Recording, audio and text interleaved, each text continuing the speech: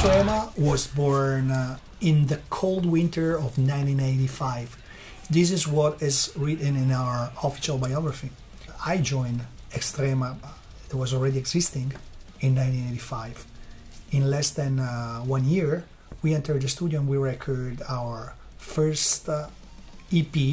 The title was We Fucking Care, self-production, but it sold when it's been released 1 year later.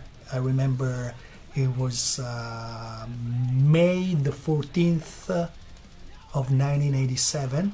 Sold more than 3,000 copies alone, no promotion, nothing, because it was like, as I told you, it was a do-it-yourself, and was released like with this really small and underground label called Multimedia Attack, Sonic Attack.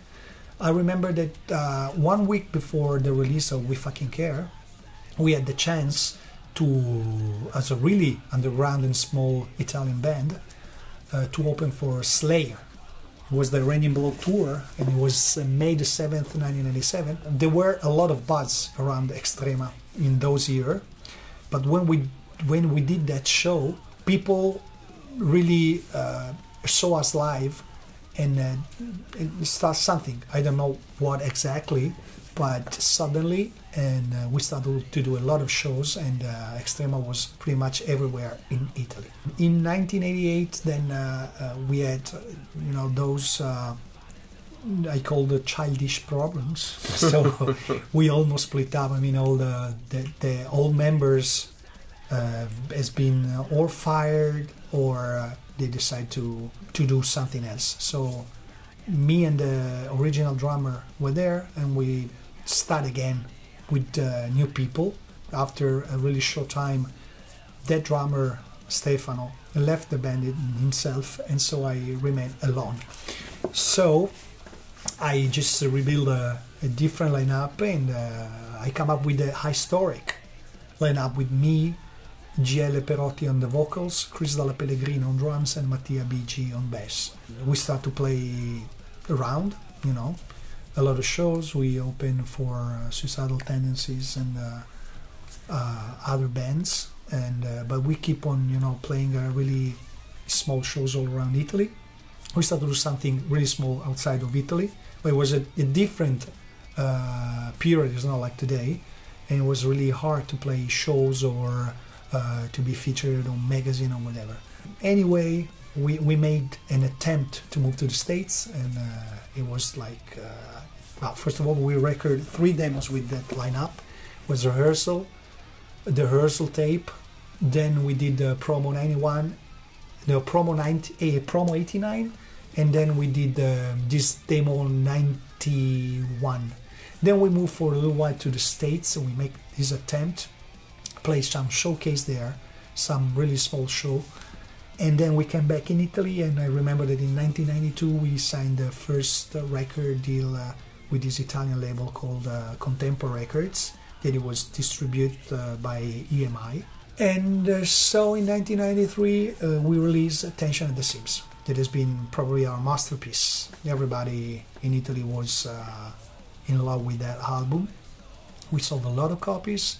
We had the chance to open for Metallica. It was June 1993. What I remember about that period is that everything was in the right place and everything was rolling perfectly for us. It was an awesome period. And then, as how everything in life, something start to... We were like this to made it, but we didn't. So we keep on doing albums.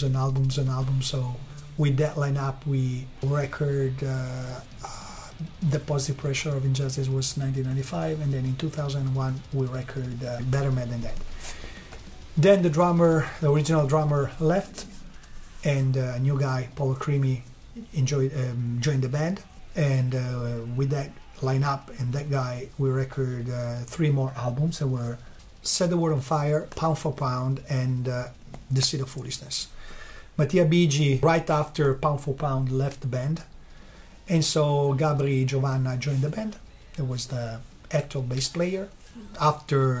Right after, it was 2016, After the European tour, Paolo left the band, and so Francesco La Rosa joined the band. So and we recorded in 2016 this EP called Old School EP.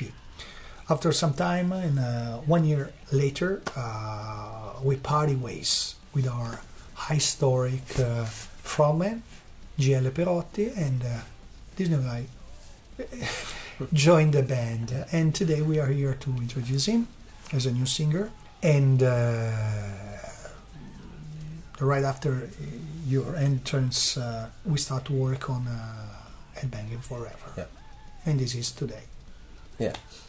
2 great years since I joined Extrema, and it was a really honor to me to join the band, and a surprise too, because my background was totally different from Extrema sound and Extrema music.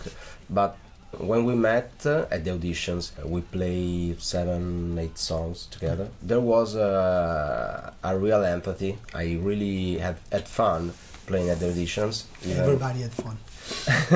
Even if I was not so perfect in some of the songs, but we had a lot of fun. So some days later, yes, Tommy called me, and he told me, yes, you're in. We had a lot of work to do, but you're in.